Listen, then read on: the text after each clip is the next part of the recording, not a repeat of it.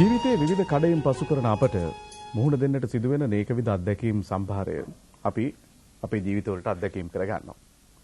හෙළ කලාකෙත අස්වැද්දීම් උදෙසා තමන්ගේ ජීවිතයේ ලද නොමද අත්දැකීම් සම්භාරය තමන්ට අවශ්‍ය සංගීත ඥාන යොදමින් එයට දේශීය ඌරුවක් ඇති කළ උත්තම පුරුෂයෙකු අය දින්නට නැත්නම් නම දින්නට අපි අද සූදානම් වෙන වෙලාව.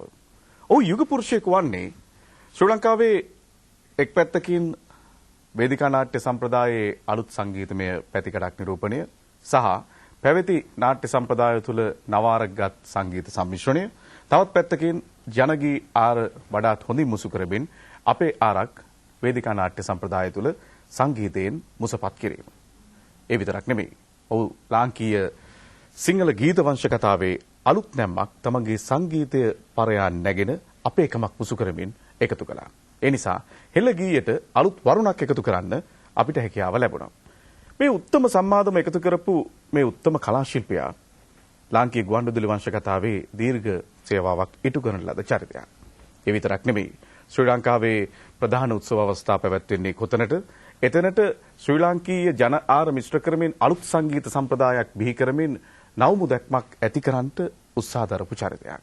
කෙටියෙන් පවසතොත් ශ්‍රී ලංකාවේ දිදුලන සංගීතමය ඉතිහාසයක ස්වර්ණමය පැතිකඩක්. අපි අද ඔහු පිළිබඳ පුනරාගමනයක දෙන්නට මේ සූදානම් වෙන්නේ. මුණසිංහ ආරච්චි ලේකම්ගේ ඔස්ටින් මුණසිංහ උපත ලබන්නේ 1941 සැප්තැම්බර් මාස 3 වෙනිදායි. කටුවැද්ද බෝධිරාජ විද්‍යාලයෙන් සිය මූලික අධ්‍යාපනය ලැබූ හෙතෙම ඉන් අනතුරුව කැලණිය විශ්වවිද්‍යාලයෙන් සංගීත කලා උපාධිය ලබා ගත්තා. ලක්නව්හි බාත්කණ්ඩේ විශ්වවිද්‍යාලයට ඇතුළත්ව සංගීත වාද්‍ය සහ ගායන විශාරද උපාධියද ඔහු සාර්ථකව සම්පූර්ණ කළා. ඉන් අනතුරුව ගුරුවරයෙකු ලෙස අනාගත පරපුර සංගීත ඥානනය කිරීමේ දැවැන්ත කර්තව්‍යයට සතුටින් උරදින එතුමන් වසර 23ක් පුරා ගුරු වෘත්තියට සිය ජීවිතය කැප කළා. පසු කලෙක එය පාසල් පද්ධතියෙන් එහා ගිය විශ්වවිද්‍යාල පද්ධතිය දක්වාම පුළුල්ව පතුරවන්නට ඔස්ටින් මුණසිංහන්ට හැකියාව ලැබුණා. ඒ අතරතුර ශ්‍රී ලංකා ගුවන් විදුලිය සමග පැවැත් වූ යාවජීව සම්බන්ධතාවෙන් අපූර්ව ගීත ගණනාවක් ශ්‍රී ලංකාවේ ප්‍රධානතම ගායක ගායිකාවන් වෙනුවෙන් ඔහු නිර්මාණය කළා. විශේෂයෙන්ම සිංහල වේදිකා නාට්‍ය සංගීතයේ පෝෂණය උදෙසා ඔස්ටින් මුණසිංහන් දැක් වූ දායකත්වය අති දැවැන්ත එකක්. ඔහුගේ අති සාර්ථක වේදිකා නාට්‍ය සංගීතාවලියේ බන්දුල ජයවර්ධනයන්ගේ බෙරහඬ, හෙක්ටර් කුමාරසිරිගේ බිසෝ, ජයලත් මනෝරත්නයන්ගේ මහගිරි දඹ ආදිය විශේෂිත නිර්මාණයන්. රතු හැට්ටකාරී හොටවර යුද්ධයේ සහ බැද්දේ ගෝරනාඩුව නාට්‍ය තුල සිය ඉහළම කුසලතා ප්‍රකට කළ හෙතෙම රාජ්‍ය නාට්‍යවලේ විශිෂ්ටතම සංගීත නිර්මාණයන්ට හිමි සම්මාන දිනාගත්තා.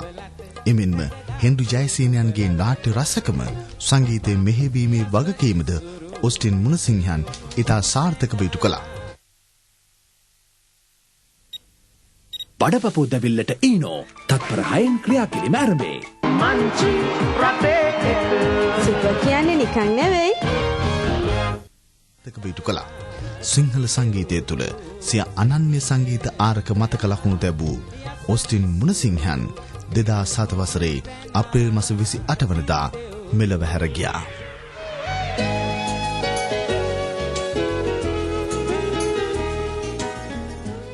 නම කිව් පමණින් ඔබ හොඳින්ම හඳුනනවා.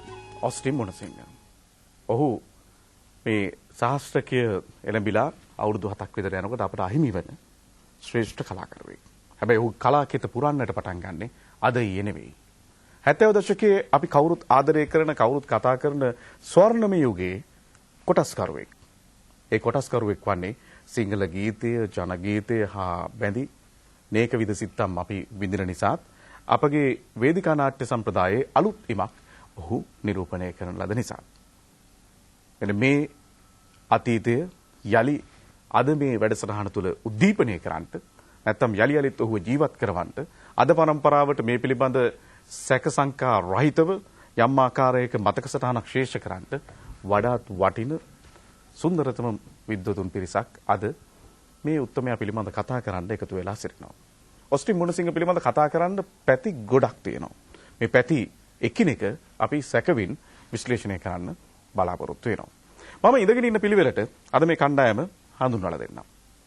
දැන් කෙරෝලෙම ඉන්නේ අනුලා බුලත්සිංහල. තමගේ ගීත ගායනයේ ගුවන්විදුලියේ සරල ගීතයේ පටන්ම රතු හෙට්ටකාරී වේදිකා නාට්‍ය සම්ප්‍රදාය තුලද මේ ගීත සම්ප්‍රදායේ ඔස්ටින් මුණසිංහගේ මතක සටහන් තුල ඇය රැඳී සිටිනවා. ඒ නිසා ඇය අපිට බොහොම වැදගත්. ඒ වගේම ශ්වේතකී මුණසිංහ කියන්නේ ආදරණීය දියණිය ඔස්ටින් මුණසිංහගේ. ඒ නමේ පටන් තිබෙනවා ඔස්ටින් මුණසිංහගේ තිබෙන ලෙන්ගතුකම නැත්නම් දේශීය ආර ඒ උරුව. මොකද ඒ නම පවා තබා තිබෙන්නේ ඔහු නිසා. ඇය තමන් ඉගෙනගත් දේ පිළිබඳ සහ තමන්ගේ සම්ප්‍රදාය තුළ තමන්ගේ පියා මතු කළ ගමන් මඟ පිය සටහන් පිළිබඳ අපිට මතු කරાવી. හැම දෙයකම සාර්ථකත්වයේ පිටපස්සේ හොඳ බිරිඳක් ඉන්නවා කියන මතයක් තියෙනවා. සහ කතා බහක් තිබෙනවා. ඉතින් අද මේ වැඩසටහනට එකතු වෙන අචිරපති යාලේගම මැතිණිය නැත්නම් ඔස්ටින් මුණසිංහ මැතිණිය අපි තාම සාදරයෙන් පිළිගන්නේ මෙවන් වැඩසටහනකට ලොකු ආභරණයක් නිසා. එදා ලාංකීය වේදිකා නාට්‍ය ඉතිහාසයේ අපිට ඇහුණු මහා ප්‍රතාපවත් හඬක් තිබුණා. 80 දශකයේ මුල් වකවානුවේ අපි හඳුනා ගන්න ඔස්ටින් මුණසිංහගේ නාට්‍ය සංගීතය තුල ඉස්මතු වෙන මේ පෞරුෂයෙන් යුතු හඬ තමයි අද ඔස්ටින් මුණසිංහ වෙනුවෙන් මේ කතා කරන්න ඇවිල්ලා ඉන්නේ. ਉਹ තමයි ජැක්සන් ඇන්තනි. අපි තාම සාදරයෙන් ඔබතුමා පිළිගන්නවා. දම්පාටින් ලාසඳ බැස යනවා ගීතය ඇහෙනකොට අපිට මේ ගීතයේ ගුණදාස කපුගේ මාල්නි මුලසිංහල මතක් වෙනවා තමයි. හැබැයි ඊට වඩා වැඩි ඉතිහාසයක් තුල මේ ගීතය රඳන්නට උත්සාහ කළේ ලූෂන් බුලත්සිංහල මහත්මයා. ඒ නිසා මේකේ මහා සැඟවිච්ච කතාවකුත් තියෙනවා. ඒ කතාව අද කියයි කියලා බලාපොරොත්තු වෙන්නේ. බොහොම සාදරයෙන් පිළිගන්නවා. චන්ද්‍රසේන දසනායක මහත්මයා මුල් යුගයේ ඊටාම වටින වේදිකා නාට්‍ය සම්ප්‍රදායක් බිහි කරන්න උත්සාහ දරපු චරිතයක්. විශේෂයෙන්ම ඔස්ටින් මුණසිංහගේ සංගීතයේ සහ ඒ සහයෝගයේ ඇතිව අපි ඒ ගැන කතා කරන්න බලාපොරොත්තු වෙනවා සහ ඊටාම ළඟින් ඇසිට කරපු චරිතයක්. ඒ නිසා හුඟක් දේවල් එතුමා මේ කතා බහට එකතු කරාවේ. ඔස්ටින් මුණසිංහ නිකන් හිටියේ නෑ තමන්ගේ සංගීත ඥානය විතරක් බෙදලා දීලා. ඇතම් වෙලාවට අනෙක් සංගීතඥයන් කරන ලද මෙහෙවර ඉදිරියට ගෙන යන්න ඔහු මහත් වෙහෙසක් දැරුවා. අන්න එතන තමයි හෙන්රි ජයසේනගේ නාට්‍ය සම්ප්‍රදාය අපිට ඔස්ටින් මුණසිංහ හම්බෙන්නේ සංගීත මෙහෙයවීමේ සුවිශේෂ ශිල්පියෙක් ලෙස. එතනදී ඔය මහා නාට්‍ය සම්ප්‍රදාය අපි හඳුනා ගන්න ලබන බොහෝ තැන්වලදී ඔස්ටින් මුණසිංහගේ මේ සංගීතයේ මෙහෙයවීම අපිට හොඳින් හඳුනා ගන්න පුළුවන්. එතනදී බොහොම ළඟින් ඇසුරු කරපු චරිතයක් තමයි විජයරත්න වරගගොඩ මහත්මයා. ඒ ඔය ඔක්කොම එකතු කරගෙන අපි මේ උත්තම පුරුෂයා වන්දනීය ඉසව්වක තබන්න සූදානම් වෙන්නේ. සංහිඳ කියන්නේ මේ රටේ ජනතාවට මේ රටේ රසිකයාට පෙර නොඑක් විරුකම් දැක්වූ කලාකරුවන් නම දින්නට ඔහු පිළිබඳ භූමිකාවක් වපසරියක් නිර්මාණය කරන්නට සාදා දී තිබෙන ස්වාධීන රූපවාහිනී ප්‍රයත්නය. ඉතින් මේ ප්‍රයත්නයේ අද ඵලය තමයි ඔස්ටින් මුණසිංහ. මේ ඔහුගේ සංගීතමය ඥානෙහි අග්‍රඵලයෙන් අපි උපුටා ගන්න යම් යම් කොටස් කීපයක්. විශාරද නන්දා මාල්නිය පෙර ගැයූ මේ ගීතය අපිට හොඳ පූර්ව සටහනක් එකතු කරાવી හොඳ කතා බහකට.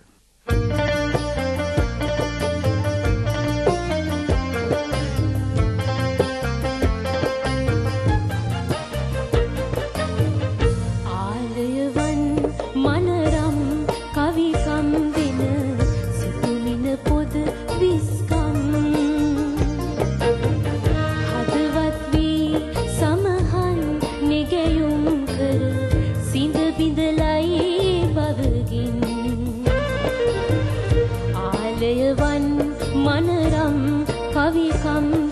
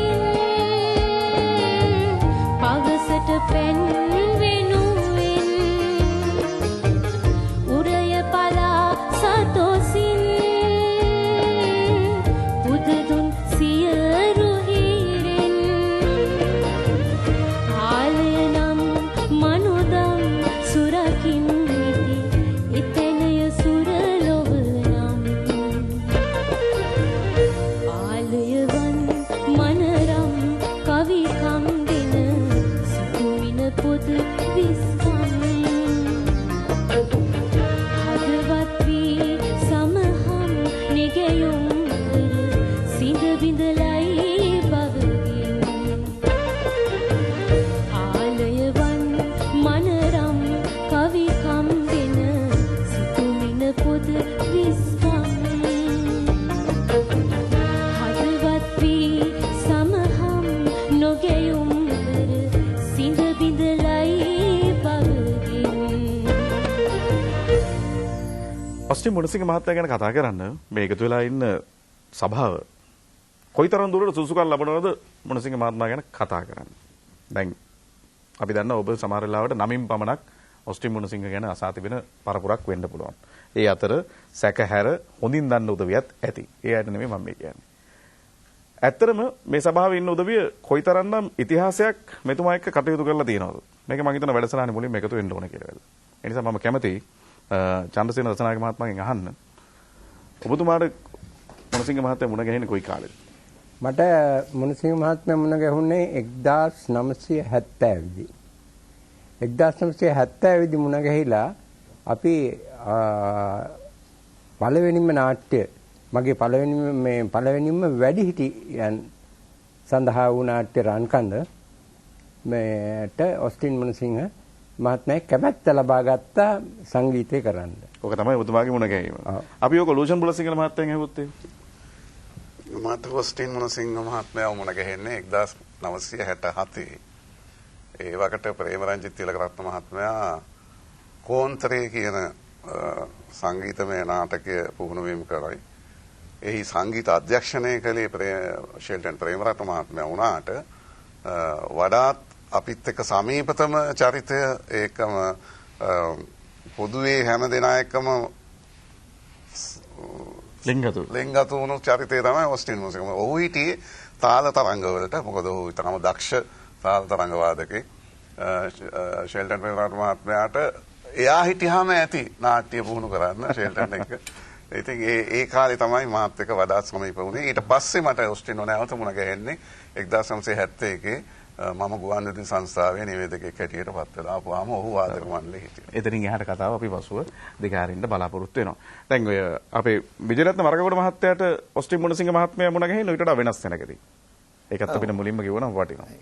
මට ඔස්ටින් මුණසිංහ මහත්මයා මුලින්ම මුණ ගැහෙන්නේ 1960 දශකයේ මුල භාගයේ අපේ හෙන්රි ජයසේන මහත්මයාගේ නාට්‍යවල ඒ සංගීතයට එයා මේ දායක වුණා. ඒත් අර තාල වාදනයෙන් තමයි එයා දායක වුණේ. හොඳ බෙර ගහන තබ්ලා වාදකයෙක් බෙර වාදකයෙක්. ඉතින් එහෙම තමයි මම මුලින්ම ඔස්ටින් මහත්මයා හැඳිනගත්තේ මම ආශ්‍රයයට වැටුනේ. දැන් මේ අනුලා බුලසිංහල මහත්මිය ඔය කියන සහසම්බන්ධතාවයක අතීතයේ එකතු වෙන්නේ සම්මානනීය වේදිකා නාට්‍ය සම්ප්‍රදායක් එක්ක රතු හැට්ටකාරී. නේද? ඔව්. ඊට ඉස්සෙල්ලා ඉතින් ඇත්තටම 1967 තමයි කෝන්තරේ නාට්‍යයේදී හම්බ වුණා. නමුත් වඩාත් සමීප වුණේ වඩාත් ලෙන්ගතු වුණේ රතු හැට්ටකාරී නාට්‍යයෙන් 1974. ඉතින් මම හිතන්නේ ඔය දීකිරි ගීතයට මේ අපේ රසික සමාජයේ මොනතරම් ආදරය කරනවද කියලා මේ දන්නවනම් හැමදේනම ඔස්ටින් මුණසිංහ මහත්මයා කියන්නේ කවුද කියලා දැනගන්න ඕනේ. ඒක හොඳ ප්‍රවිෂ්ඨයක්. ඔය ඔක්කොම අතරේ අවිරවති යාලේකම මහත්මියගෙනුත් අහන්න ඕනේ. කොයි කාලෙද හම්බුනේ කියලා වෙලද? මට හම්බුනේ 1971 අග වගේ ගුරුපත්වීම් සඳහා මේ පරීක්ෂණයට පැමිණිට මහත්යත් මමත් විදිහට. ඒකෙන් තමයි අඳුරගත්තේ. හරි. ජැක්සන් ඇන්තනි මහත්මයාට තියෙන කාර්යයක් කරන්න මෙතන. එකක් ඔබේ මේ හඳුනා ගැනීම වගේම ඔබට තිබෙනවා වටිනාකමක් දෙන්න ඔස්ටින් මුණසිංහ මහත්මයා අපිට වැදගත් වන්නේ සිංහල සංගීත සම්ප්‍රදාය මෙන්න මේ වගේ තැන් වල කියන. ඒ ගැන අපිට කෙටි සරහනක් එකතු කරන්න. ඔව් සූර්ය මට මුලින්ම ඔස්ටින් මුණසිංහ මහත්මයා හම්බ වෙන්නේ 1983. එතකොට මම ශිෂ්‍යයා. මම ඉගෙන ගන්න කාලේ අපි හරි දඟ කොල්ලෝ. මම මාව ලූෂන් බුලස් සිංහල තෝරගන්නවානේ බෙරහඬේ යක්රාජාට. බෙරහඬ නාට්‍යයේ සංගීත අධ්‍යක්ෂණය කළේ ඔස්ටින් මුණසිංහ. ඒක තමයි ඇසුර පළවෙනි ඇසුර මම ග්‍රැන්විල් ඔය රෝඩ් නිලා අපි කට්ටිය බොහොම මේ දඟ මලු.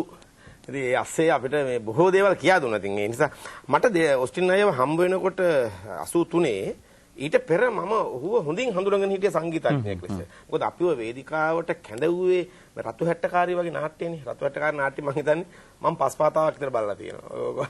නාට්‍ය ගම්පහ පෙන්නන තාක් කාලයක් මීගමුවේ ඔය අපේ ඉස්කෝලේ ගල හිටියාවේ.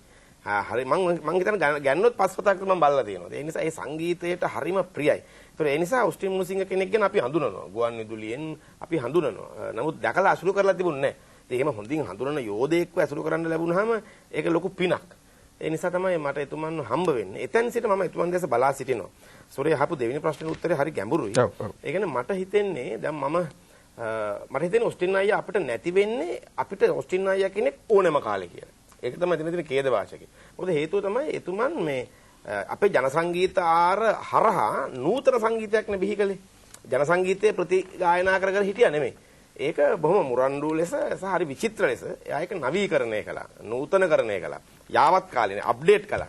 ඒ නිසා දැන් මට මතක් වෙනවා අපි දැන් ඉන්දියාව ගත්තොත් දකුණු ඉන්දියාවේ ඔය AR රහමන් කියන තරුණ සංගීතඥයා මේ මෑතක මේ ඇමරිකාවෙන් පවා ඇකඩමි අවෝඩ්ස් පවා හම්බෙච්ච අර ස්ලම් ඩොග් මිලියන කියන චිත්‍රපටයේට ඔහුගේ සංගීතය විශ්ලේෂණය කරනකොට අනේ මට ඔස්ටින් අයියා මතක් වෙනවා. ඒ කියන්නේ ඔහු මේ ඉන්දීය කර්ණාටක රාගතාල ජනගී ඒව ඇසුරෙන් ඒව හරිම ඒවා මේ නූතන තාක්ෂණික ලෝකයට ගැලපෙන ලෙස යාවත් කාලීන කරනවා. ඒ නිසා තමයි ලෝකෙම පුදුම වෙන්නේ මේවා කොහෙද තිබුණේ කියලා. ඒවා තිබුණේ ඉන්දියාවේ කර්ණාටක රාගතාල ඇතුලේ. ඒ වගේ මේ ඔස්ටින් මුණසිංහයන් අපේ රටේ ජන සංගීතය ඒ ජන සංගීතයේ එලෙසින්ම ගායනා නොකොට ඒක හරි නූතනීකරණය කළා. ඒකේ හොඳම කඩයිම තමයි ඔය නිරෝෂා විරාජිනී ගායනා කරපු පුන්සඳරෑ කියන ගීතය. ඒක හරි නූතන ගීතයක් නේ. ඒ නූතන ගීතය නිර්මාණය කරපු තැන සිට ඔස්ටින් මුණසිංහගේ සංගීතයේ මේ නූතන ලෝකයට ඕන වෙනවා. මම මේ අතිශෝක්තියෙන් කියනවා නෙමේ සමහර විට මම අබා චිත්‍රපටය අධ්‍යක්ෂණය කරන විට ඔස්ටින් මුණසිංහයන් ජීවිතුන් අතර හිටියානම් බොහෝ විට මම සංගීත අධ්‍යක්ෂකවරයා විදිහට තෝරගන්නේ ඔස්ටින් මුණසිංහයන් වෙන්න පුළුවන්. මොකද මට රහමන් කෙනෙක්ව යෝනකම තිබුණේ. ඒ රහමන්ව ගෙන්නන්න බෑ මට ලංකාවට. හැබැයි ඔස්ටින් මුණසිංහගේ දිහා මම බලාගෙන හිටියා. ඒ නිසා අන්න ඒ බඳු තැනකින් තමයි අපිට කතාව පටන් ගන්න වෙන්නේ සුරේ. නූතන ලෝකෙට ඊළඟ પરම්පරාවට නැතුවම ගිය අත්‍යවශ්‍ය සංගීතඥයෙක්.